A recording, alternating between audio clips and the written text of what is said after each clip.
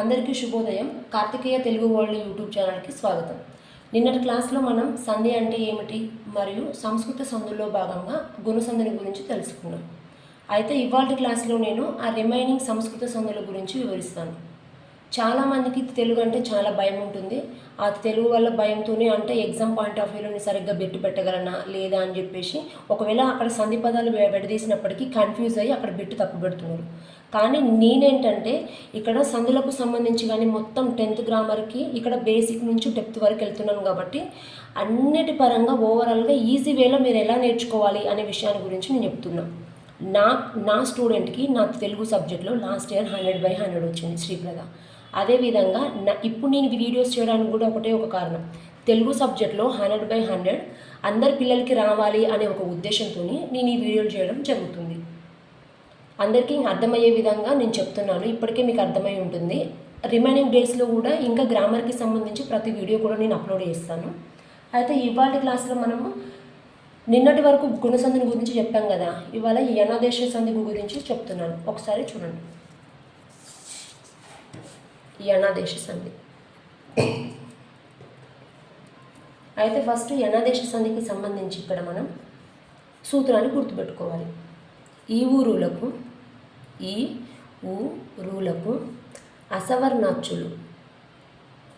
అసవర్ణాచ్యులు పరమైతే క్రమంగా యావరలు ఆదేశంగా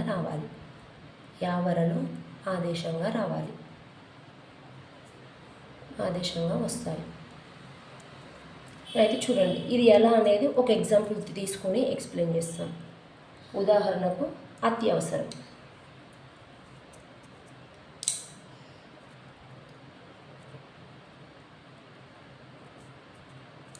ఈ పదాన్ని ఫస్ట్ మనం విడదీయాలి.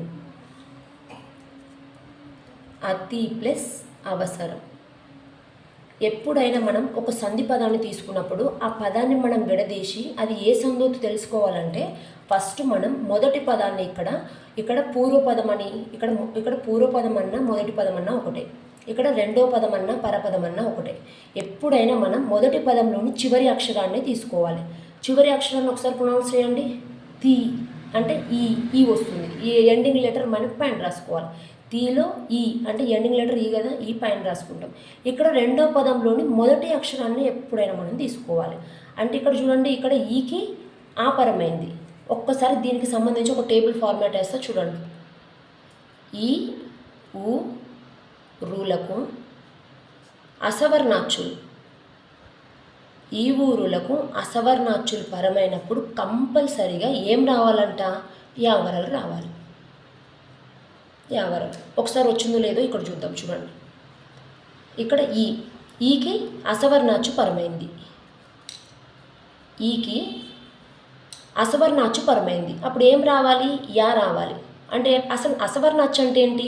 మొన్నటి క్లాస్లో మీకు సవర్ణాచ్చు అంటే ఏంటో చెప్పాను. ఇక్కడ సవర్ణాచ్చులు ఒకసారి చూడండి.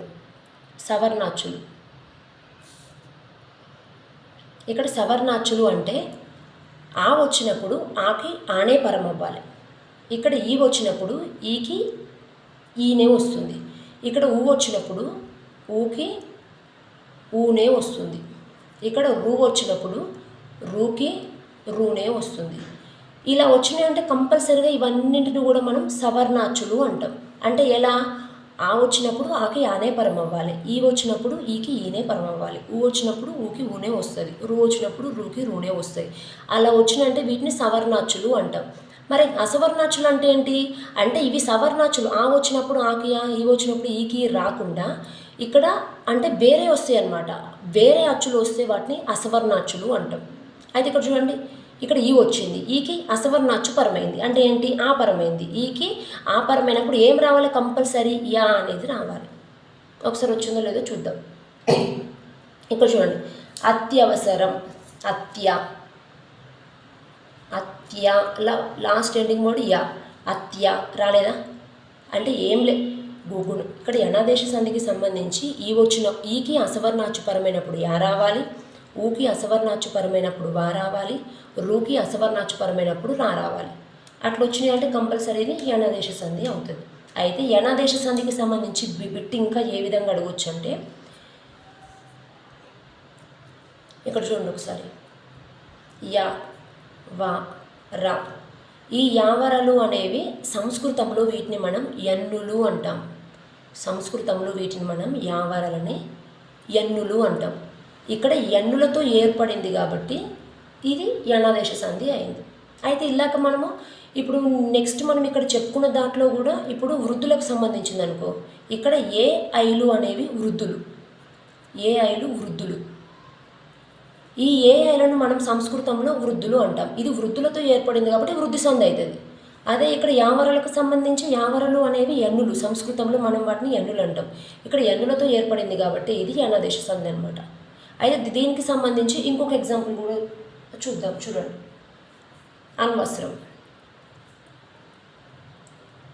అన్వస్త్రం అనేది తీసుకుంటే ఎగ్జాంపుల్, ఇక్కడ ఒకసారి పదాన్ని విడదిద్దాం. అను ప్లస్ వస్త్రం.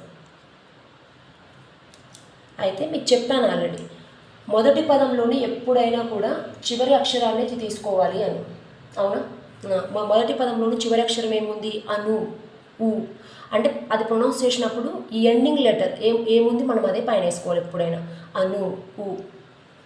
రెండో పదంలోని ఎప్పుడైనా మొదటి అక్షరము తీసుకోవాలి. అంటే ఇక్కడ చూడండి, ఇక్కడ ఊకి అసవర్ణాచ్చుపరమైంది. ఊకి అసవర్ణాచ్చుపరమైనప్పుడు మరి ఏం రావాలో చూద్దాం. ఊకి అసవర్ణాచ్చుపరమైనప్పుడు ఏం రావాలి? వా రావాలి. వచ్చిందా? చూడు ఇక్కడ అన్వా, అన్వా వస్తుంది కంపల్సరీ. అంటే యనాదేశ సంధికి సంబంధించి కంపల్సరీగా మీరు ఇది ఒక్క ఫార్మాట్ గుర్తుపెట్టుకుంటే చాలు. ఆ బిట్ ఎలా వస్తుంది, ఏది పరమైనప్పుడు ఏ లెటర్స్ వస్తాయి అనేది మీరు అర్థం చేసుకుంటే సింపుల్గా పెట్టవచ్చు. అంటే ఈకి అసవర్ణాచ్చుపరమైనప్పుడు యా రావాలి, ఊకి అసవర్ణాచ్చుపరమైనప్పుడు వా రావాలి, రూకి అసవర్ణాచ్చుపరమైనప్పుడు రా రావాలి. అలా వచ్చినాయంటే యనాదేశ సంధి అవుతుంది. ఇంకా బిట్ ఎలా రావచ్చు? ఈ క్రింది వాటిలో ఈ యనాదేశ సంధికి సంబంధించింది ఏవి? యావరలు ఏ, యావరలు బి, ఐ ఔలు, సి, ఏఓ అర్లు, డి పైవన్నీ అంటాడు. అప్పుడు ఇక్కడ యావరలు అంటే ఇది ఎన్నులు కదా, ఎన్నులతో ఏర్పడింది యనాదేశ సంధి కదా. అంటే యావరలు అంటే సంస్కృతంలో ఎన్నులు కాబట్టి ఎన్నులతో ఏర్పడింది కాబట్టి యనాదేశ సంధి. తర్వాత సంధిని గురించి మనం తెలుసుకుందాం. తర్వాత వృద్ధి సంధి. వృద్ధి సంధి తర్వాత సంధి వృద్ధి సంధి. ఇది కూడా సంస్కృత సంధి. వృద్ధి సంధికి సంబంధించి సూత్రం, అకారానికి ఏ ఐలు పరమైతే ఐకారం, అకారానికి ఇక్కడ అకారానికి ఓ ఔలు పరమైతే ఔకారం, అకారానికి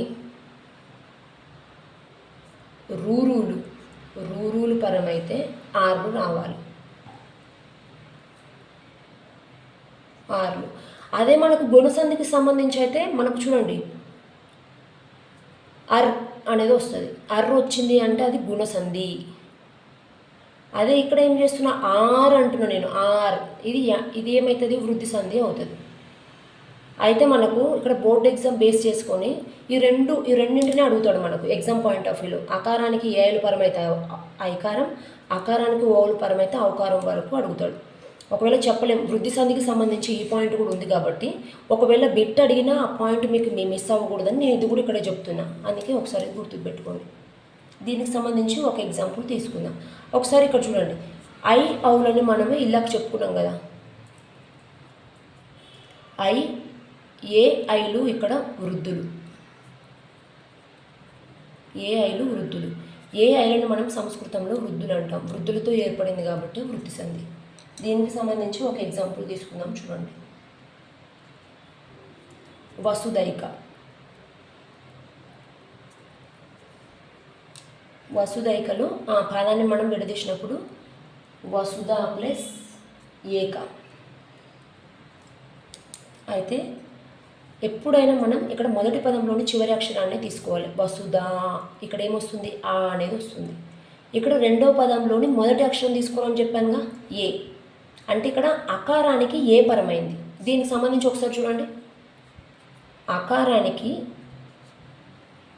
ఏ ఐలు పరమైనప్పుడు ఐకారం రావాలి.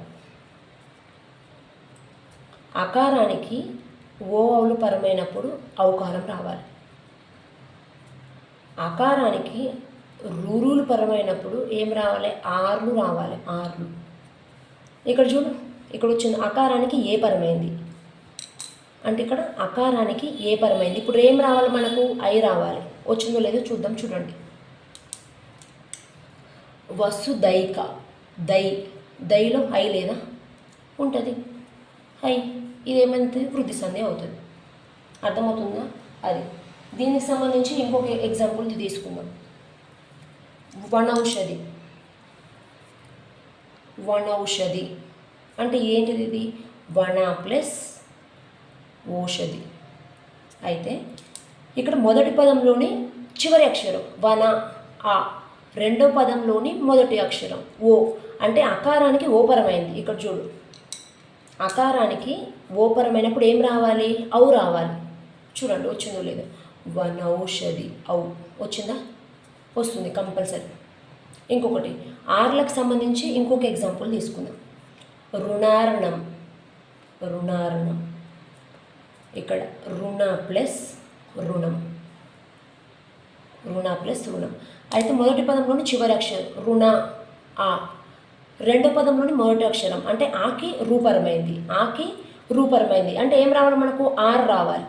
వచ్చిందో చూడు ఇక్కడ, రుణార్ణం ఆర్ వచ్చింది. అంటే సింపుల్గా మీరు గుర్తుపెట్టుకోవాల్సింది ఇది ఒక్కటే. ఇది మీ బ్రెయిన్లో ఉంటే సింపుల్గా బిట్టు పెడతారు. ఇది లేకపోతే ఐడియా లేకపోతే పెట్టరు. అంటే అకారానికి ఏలు పరమైనప్పుడు ఐకారం రావాలి. అకారానికి ఓలు పరమైనప్పుడు ఔకారం రావాలి. అకారానికి రూరులు పరమైనప్పుడు ఆర్ రావాలి. ఇది ఒక్కటి గుర్తుపెట్టుకుంటే చాలా వృద్ధి సంధికి సంబంధించి. అయితే ఇప్పుడు ఎలా అడుగుతాడు? ఈ క్రింది వాటిలో ఏ ఐలు అనగా వృద్ధులు, ఏ ఎన్నులు, గుణాలు, పైవన్నీ అనవచ్చు. అయితే ఏ ఐలు అనేది ఏంటిది? ఇక్కడ వృద్ధులు. వృద్ధులను పెడితే సరిపోతుంది.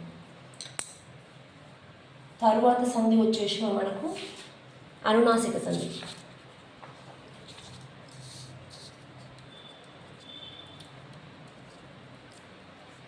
అనునాసిక సంధి.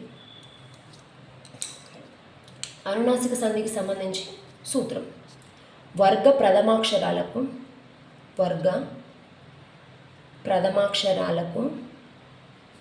అనునాసికాలు పరమైనప్పుడు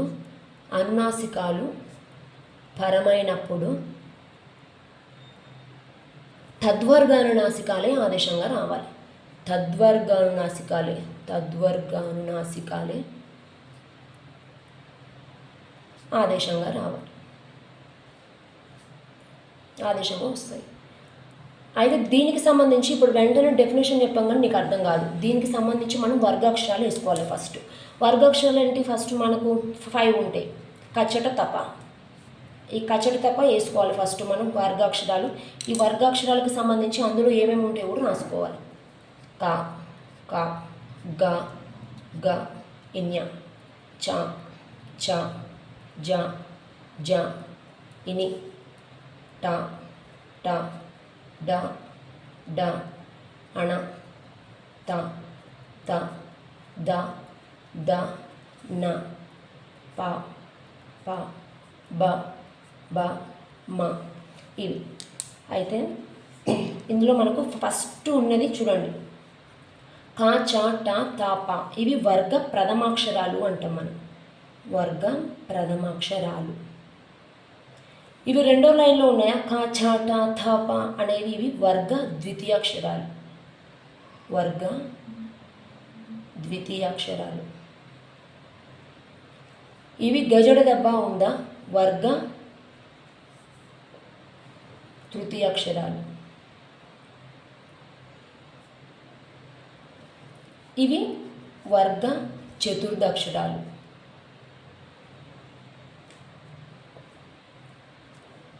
ఇవి వర్గ పంచమాక్షరాలు.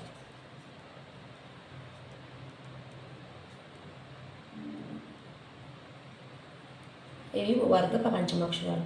అయితే ఇక్కడ చూడండి, అనునాసిక సంధికి సంబంధించి ఇక్కడ వర్గ ప్రథమాక్షరాలకు అనునాసికాలు పరమైనప్పుడు తద్వర్గ అనునాసికాలే ఆదేశంగా వస్తాయి అంటున్నారు. అది ఎట్లాగో చూద్దాం. ఇక్కడ చూడండి, ఇన్య, ఇని, అణ, న, మా, ఇవన్నీ కూడా మనం వీటిని ఇక్కడ ఏమంటాం, అనునాసికాలు అంటాం.